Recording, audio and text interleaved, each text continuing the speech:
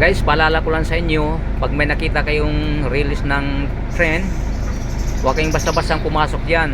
Pag naalanganin, huwag na kayong tumuloy. Kung halimbawa nakabungad na kayo dyan sa daanan ng tren, tingnan nyo muna yung unahan kung talagang maluwag ba. Baka matulad kayo sa akin, may dala pa naman akong pamilya, bakanti ang unahan ko, kaya tumawid ako sa release ng tren. Pagkatawid ko, hindi pa ako totally nakatawid, may sumingit na taxi. Ayan, pumarada sa harapan ko. Kaya wala na akong nagawa. Yung sasakyan ko ay naiwan yung katawan sa gitna ng release. Yan ang peligro dyan guys, kaya kailangan mag-iingat din kayo. Pag-aralan nyo ng maigi pag nandyan kayo nakabungad na. Kahit na maluwag yan, baka mamaya may sisingit na pwedeng ikadisgrasya. Muntik na ako dyan. Ay hindi pa tayo pinahintulot sa kapahamakan. Yan dito oh.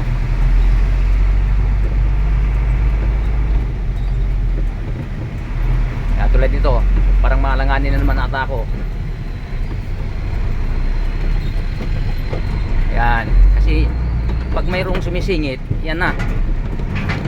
Tayo na tayo. Oo. Nagdilaw na. Stop na ako rito.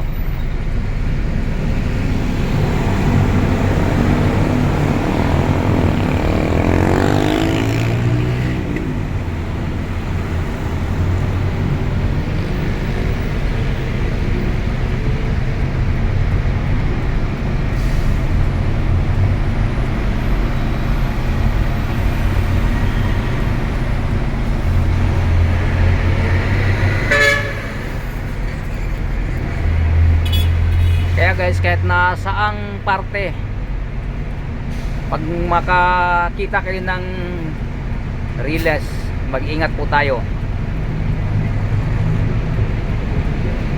Kasi marami nang sinasagasaan dyan eh. Kahit may nakitang nandyan, hindi ko alam kung bakit yung train ay talagang hindi nagpipreno yung mga yan.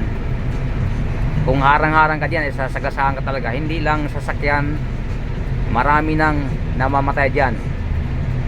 Isa talaga yung daanan ng train. Ikaw ba naman eh, bakal lahat yan, tapos yung katawan mo malambot lang yan, ang buto mo lang ang matigas.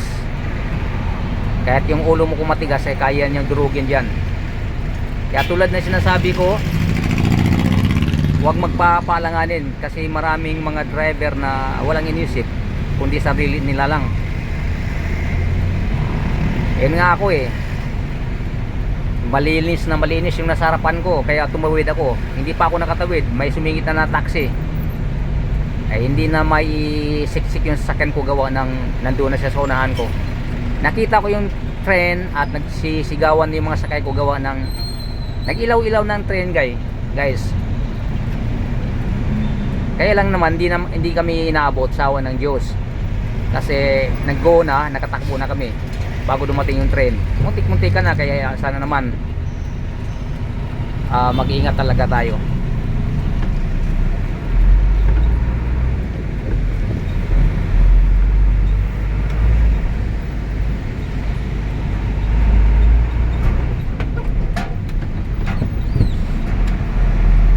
So maluwag ang Osmeña highway. Holiday po kasi ngayon, eleksyon, kaya maluwag ang daan. Hanggang dito lang muna guys. Huwag kalimutan, basta para sa kapakanan ng ating